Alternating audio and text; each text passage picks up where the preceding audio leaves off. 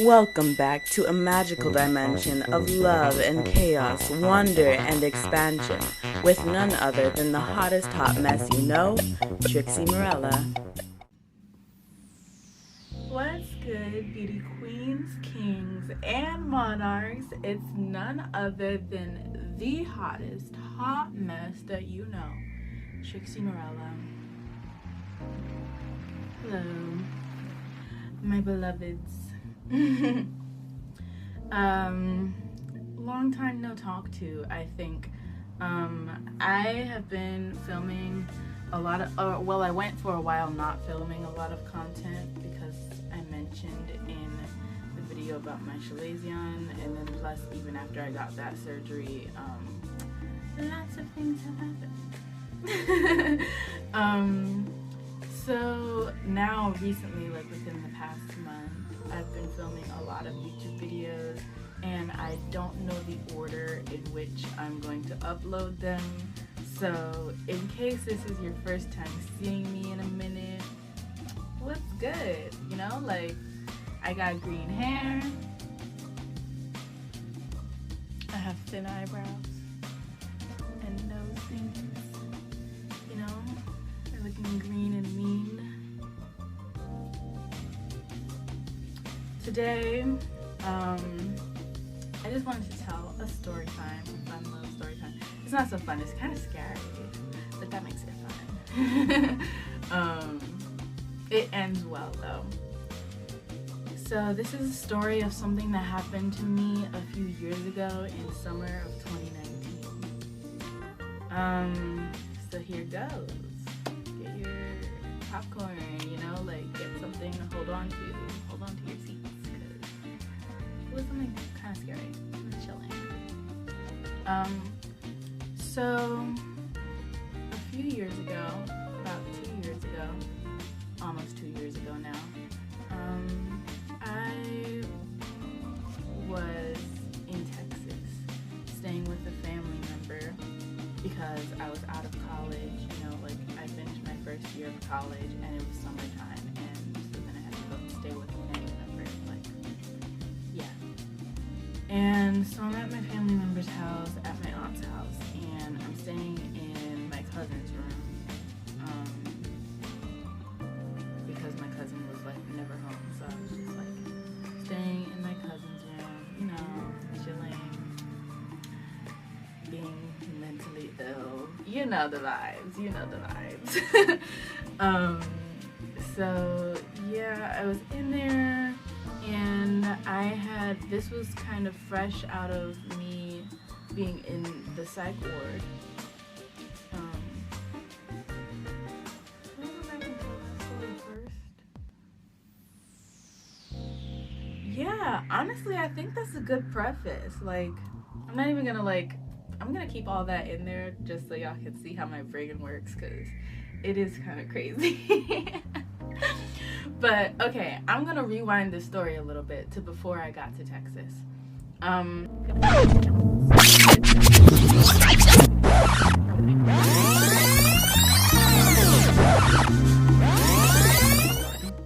Before I got to Texas, I was in Chicago. And I was in Chicago in school. I was going to art school. Yeah. So I was going to art school in Chicago. I was inside of my dorm, and my dorm, I'm deciding in my head whether or not I should say the name of my school. I mean, like, I don't see why not, but I don't see why not. I went to Columbia College, Chicago. So if anybody watching this goes there or is in Chicago and like goes to one of those Chicago schools and they know the dorms that I'm talking about, you'll be able to visualize better, I guess. And also, fun fact about me, that's where I went to school. So I was inside of the dorms there, and if you know about Columbia College Chicago, similar to NYU, it's not the same as NYU because I've seen NYU dorms and not as cool. But similar to NYU in general, Columbia doesn't have like an actual campus. It's just it's just in the city, like in downtown, different buildings like throughout the city, and you have to go like between the blocks to the buildings and stuff like that. So I was in my dorm, and the dorm even, I guess since it's in the city and they wouldn't have like traditional dorms in the middle of the city, the dorms are more, they're less dorm-like and more apartment-like. There are some dorm features about like the full building, but individually, like each dorm was really more like an apartment. And so during my second semester of college, I was doing a lot better compared to the first, and I was really trying hard with, you know, focusing on school and going to class and all that. But with my circumstances and everything, that was very difficult. It was very difficult because I was stressed about a lot of other things. And so, just so you guys know about my state of mind around this time, it's like I was very walking on unstable ground, very shaky ground. I might have mentioned this before. And so I think towards the middle of the second semester, I started to feel like an odd presence in my room. I was the only one in my bedroom. I had like a whole full bedroom for 2 people to myself because my first roommate moved out. And so like I had this whole room to myself, and about, I want to say halfway through the second semester, I just started to feel a presence on the other side of the room. And I was just, at first it would make me so uncomfortable.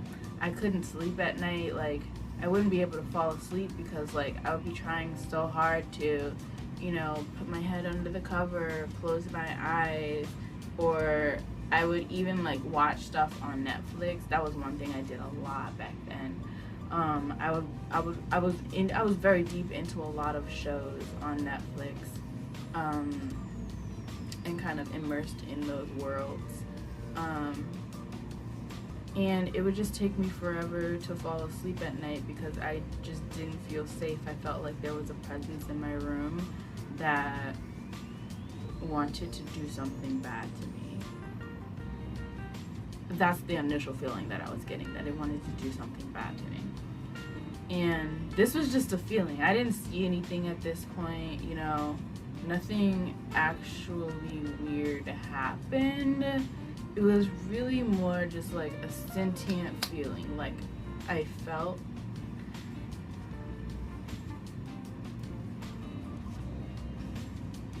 I don't even want to say, it was like bad vibes times 100 is what I felt. Like I felt like there was a being over there that was just not a cool dude, you know?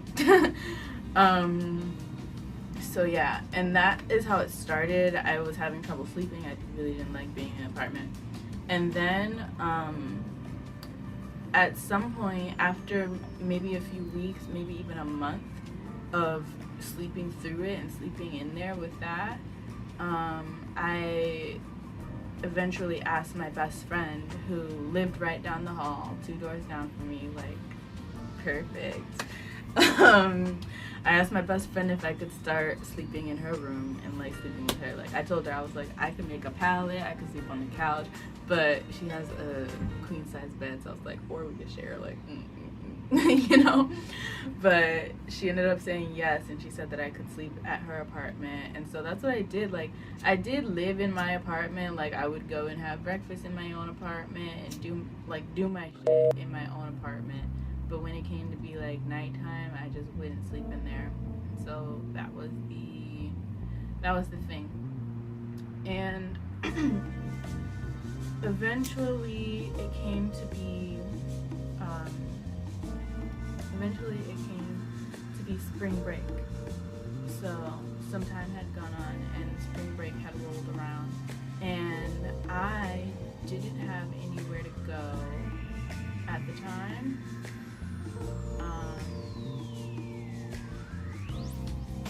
didn't have any, or I didn't think I had anywhere to go for spring break. I mean, I had people whose houses that I could go stay at, you know, family members, but none of them were my home, you know, like none of them, I didn't have a home, you know, so I felt like I didn't have anywhere to go.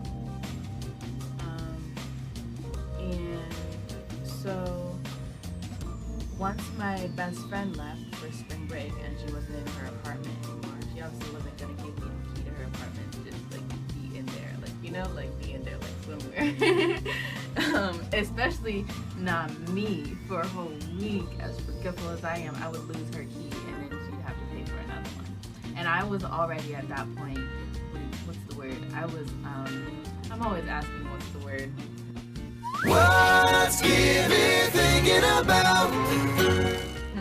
Maybe in editing we'll find out the word. Oh, but I remember it. I was notorious for losing my key. Like, I lost my key.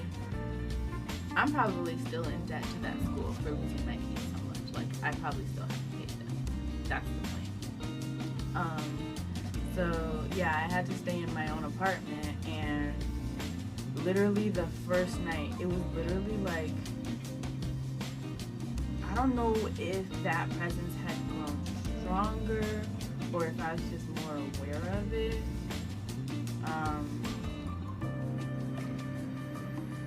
But yeah, I felt it a lot more.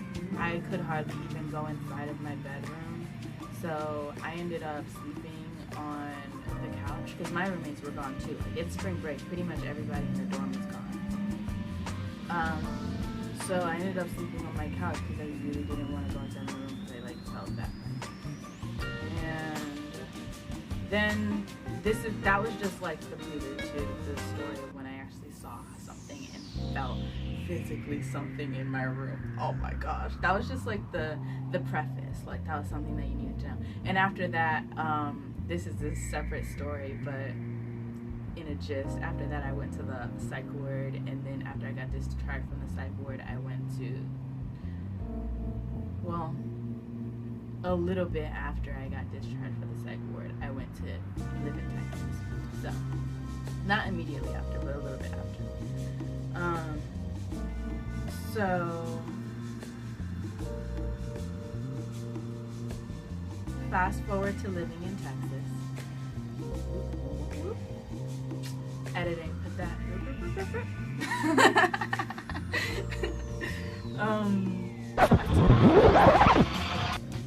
So I was inside of my cousin's bedroom, you know, chilling like a villain, being mentally ill.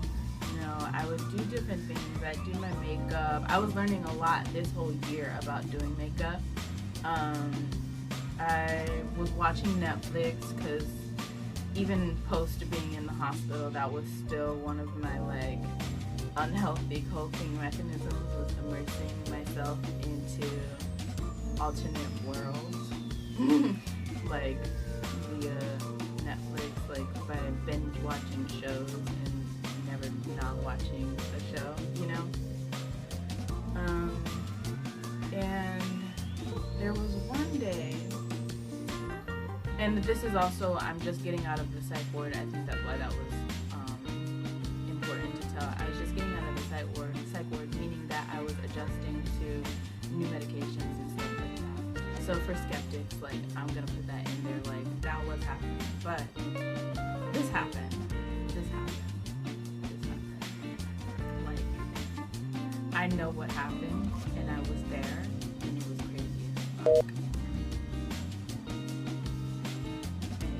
Maybe I am crazy, I know that, but like, I know for a fact that this happened, you know, So, one day I'm adjusting to new medications, specifically Prozac, Buspirone, and Trazodone. Trazodone is to help me sleep at night, Buspirone is for anxiety attacks, and Prozac is for depression and anxiety, and like my appetite. So I woke up one morning. This is when it happened. I I literally just one morning, I woke up, and the thing is, I woke up to the sound of the TV turning on. You know, like those old TVs that still have the back on them? I'm sure you guys can imagine this. And then you press the button and it goes like, you press the on button and it goes like the TV on sound, you know? I heard that. And that is the first thing that perplexed me. Because, first of all, fun fact about that TV, it was not plugged in. My aunt came in and unplugged that TV way earlier in the week because they were planning on switching it with a different TV. Two, the power in the bedroom that I was in, and not even just in the bedroom that I was in, on the whole side of the house that I was on, so the bathroom and that bedroom and the front hallway, was out. There was a storm 2 days ago. You know, this is Texas, so there's a lot of like crazy weather, you know? There was a storm 2 days ago, and the power was out. It was not working. It did not work. It hadn't been working for days. And the TV was unplugged. So I'm like, wait, maybe while I was sleeping, I can be a heavy sleeper. So I'm thinking, maybe while I was sleeping, my aunt replaced the TV and plugged it in, and like they're turning it on right now to check if it's working or something like that. Like, this is what I'm thinking. This is all like me waking up to the sound. I still hadn't opened my eyes yet, but I woke up to the sound of the TV turning on, and I'm just like maybe my aunt's in here on my own. You know, doing stuff with the TV. This is like what first goes through my head. By the way, everything kind of happened very quickly. I just have a lot of thoughts in my head at the same time, at all times. So me explaining my thought process takes longer, and me explaining my thought process out loud takes a lot longer than it does for the thought to just be existing in my mind, you know? So I opened my eyes after hearing the TV come on and all that stuff running through my head, like, isn't the TV unplugged? Isn't there no power on this side of the house? Did you get power back? You know, is someone in the room fixing the TV or switching the TV, etc., etc. And so I opened my eyes, and the way I'm laying on the bed is actually kind of similar to the way my bed is right now. Just imagine way more pillows, but I did have a pillow just like this. I love these kinds of pillows. So I had a pillow just like this, and I was laying on my back, kind of sitting up. I'll demonstrate. I'm laying on my back, sitting up, kind of like this, you know? Kind of like someone in a coffin. But I'm at an incline, and there's more pillows, so I'm kind of at an incline, kind of like this. And so I can see, I have a good view of the room from there. Like, once I open my eyes, I can look and I can see the room. And the way the room is set up, there's big, I want to say that's a queen size bed. It might be a king size bed. I remember it being a really big bed.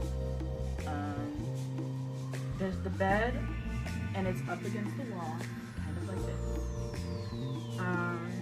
And I'm laying on it, and then across from the bed is a dresser / wardrobe. It's a wardrobe and a dresser put together. With, on top of that is the TV. On top of the dresser, the short part of the dresser. And then next to the TV is an air conditioner. Yeah, like, you know those little mini air conditioners that they go back and forth like this? It was one of those. So that's the layout of the room. I hope that's understandable. Oh, and next to the dresser is the door to leave the room. So yeah. So I hope that's understandable. I hope you guys can get like a pretty good understanding of what I even mean by that.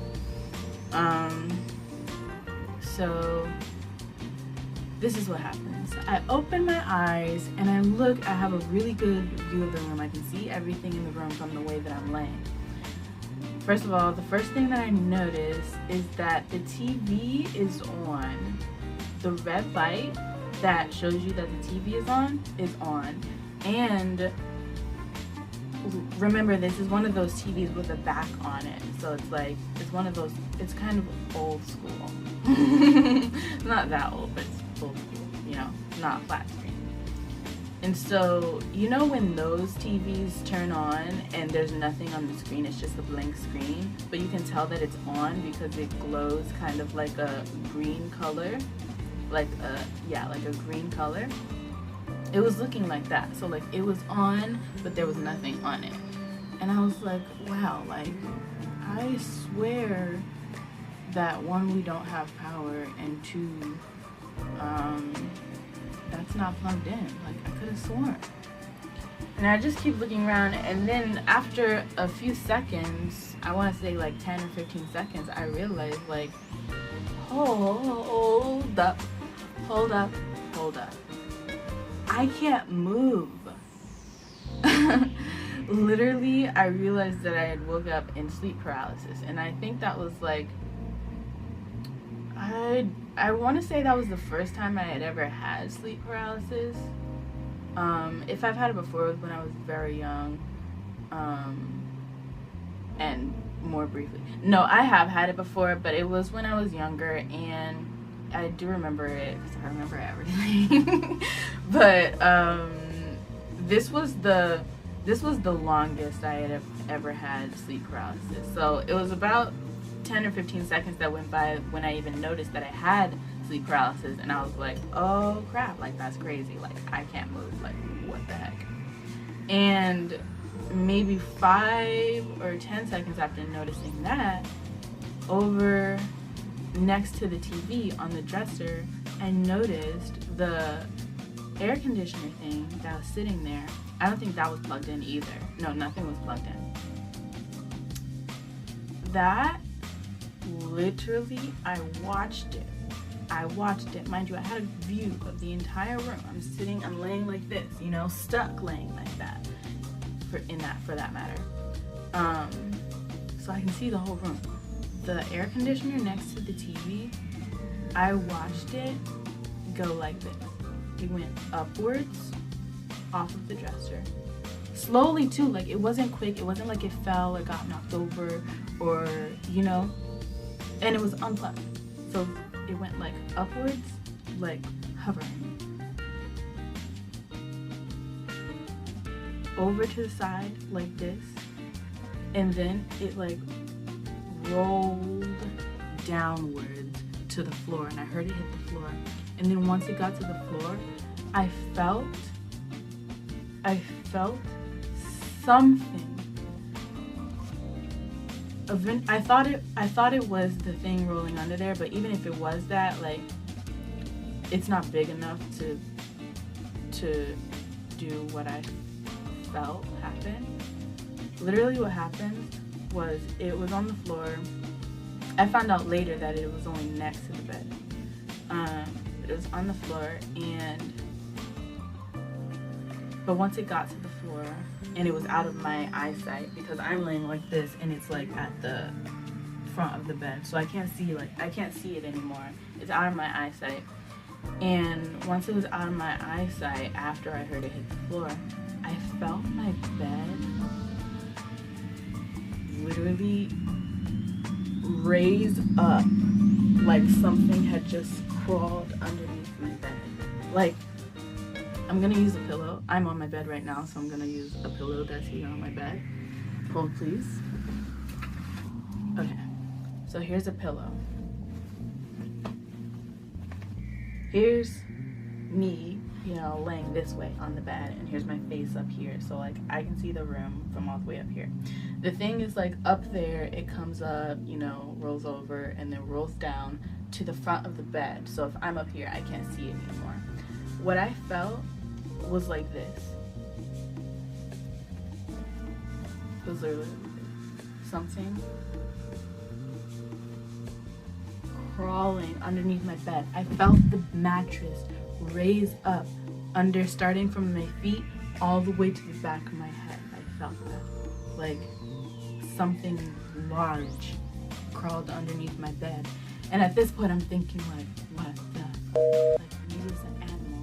Like, maybe there's, like, I don't know if there's raccoons in Texas, but I'm thinking, like, maybe there was a raccoon and it was just, like, camouflaged in the dark and I couldn't see it, and it crawled under the bed. Or, like,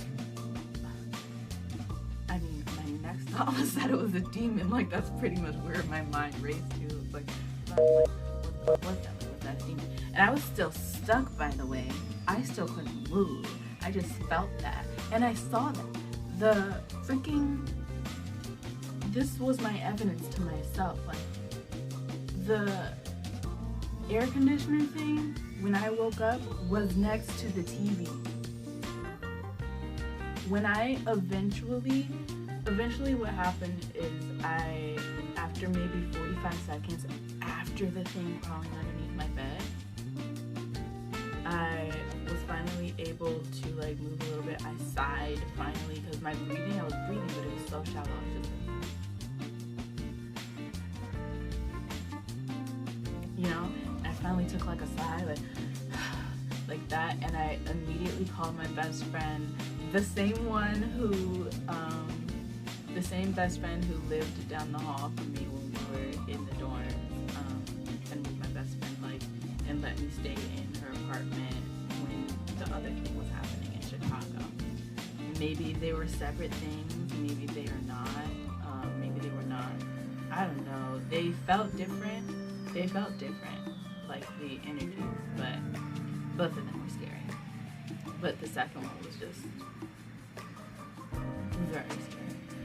So finally, once I was able to move and control my body again, I called my best friend and told her everything that happened, but I was too scared to get off the bed at that point, and so I didn't get off the bed for the whole day, and the craziest things were happening to me that day. Like, my body, like, my leg would start, like, I have anxiety and I have Tourette's, and I knew this at this point, so, like, yeah, sometimes I, like, you know, mindlessly tap my leg, or sometimes I, you know, like, do some like crazy movement or gesture, or make a face, or say something because I have Tourette's.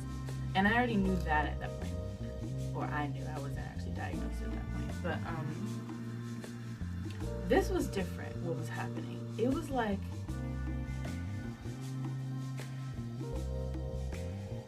it was, I know that what was happening to me were not tics, because I know my tics, and I know what my tics feel like, and generally they're the same. Sometimes I get new ones, but even when I get a new one, I can tell that this is a tic, you know?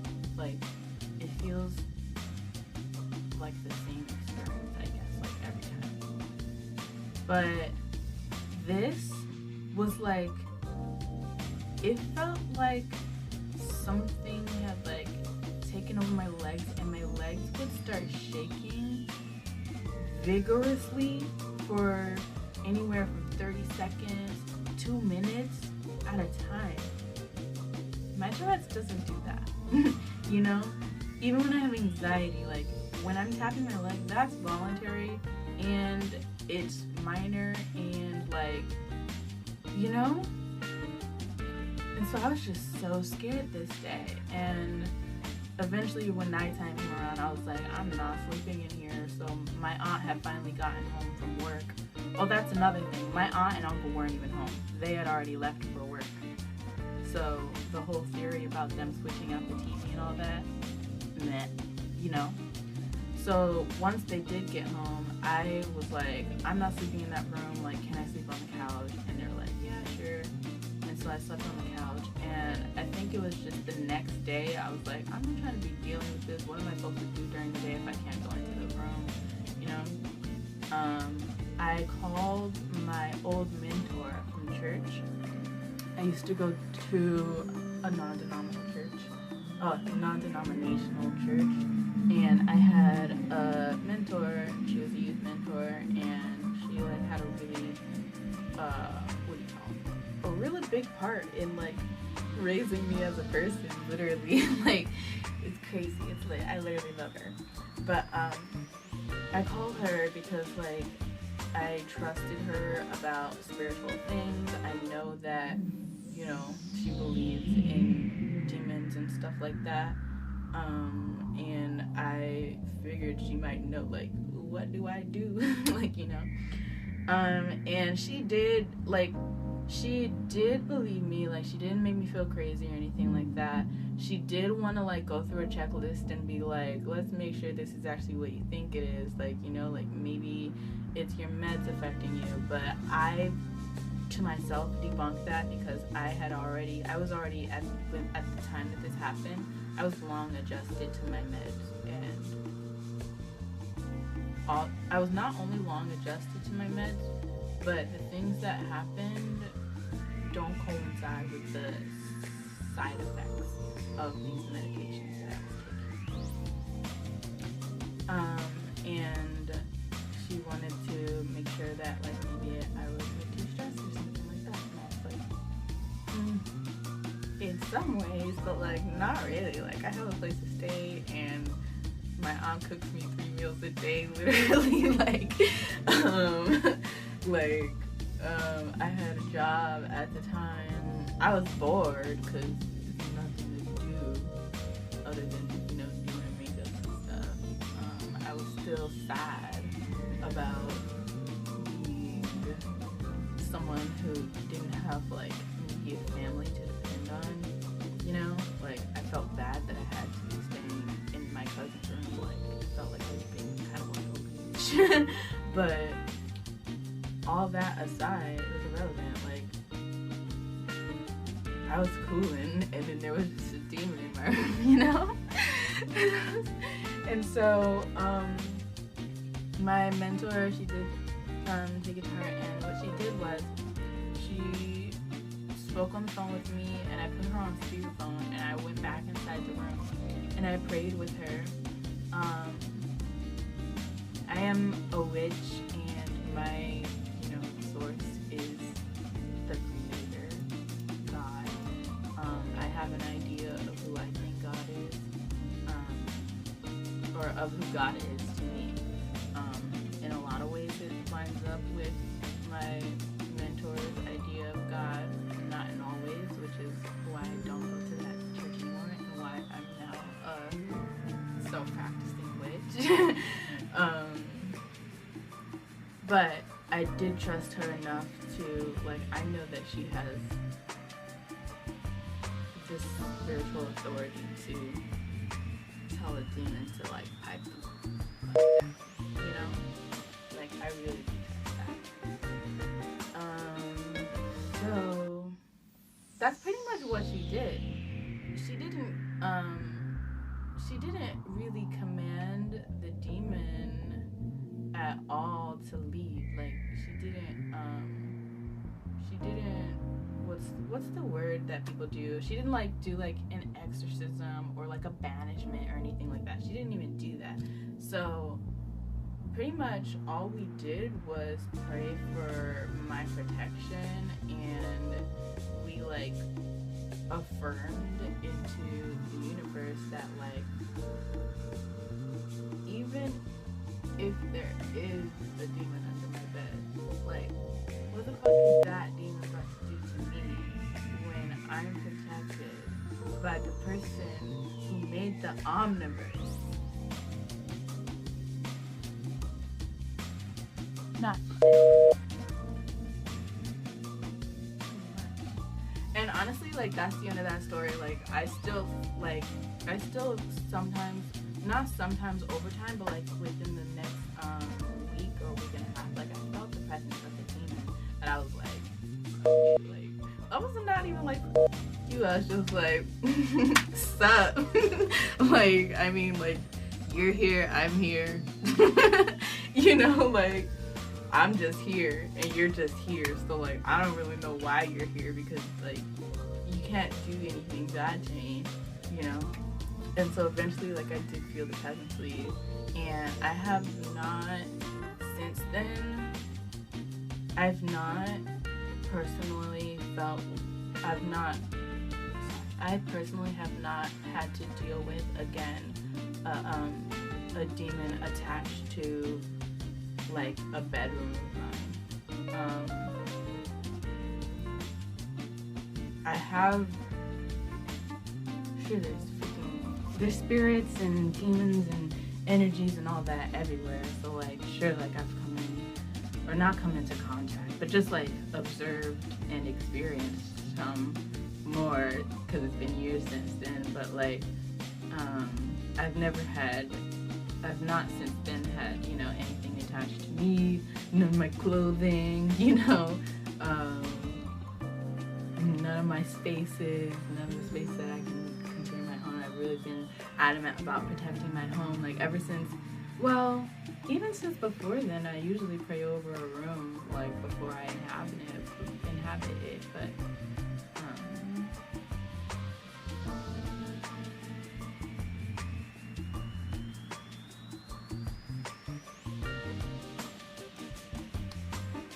sorry, just admiring myself in the viewfinder. But yeah, usually I just, ever since then, I pray over my rooms. I do rituals and things to bond with my room before I, you know, before I inhabit it. So like, I'm in a good space. I know that the room is a good space. Like, I'm feeling coolio with it. I'm feeling comfortable with it, etc., etc. So yeah, that's the story of the time I had a demon under my bed. Pretty much. If that was a cool story, if you watched that and you were like, wow, cool story, bro, or you watched that and you were on the edge of your seat, or you were intrigued, or you learned something about me, or you thought that I was just crazy, or whatever, if you have questions, you know, maybe there's something I didn't go into depth about enough for you, comment them down below. You know, I'm probably gonna see it, and so I would love to respond. I'd love to start gaining a relationship with my viewers. That'd be really awesome. That's all for me today. Peace and love to you all. Good luck in your journeys here in the simulation. I pray that you all travel through time to exactly the reality that you need to.